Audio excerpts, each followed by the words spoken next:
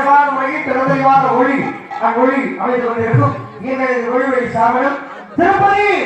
திருப்பதி வந்தா திருப்பா திருப்பதி போல இருக்கும் திருப்பதி சவுண்ட் சர்வீஸ்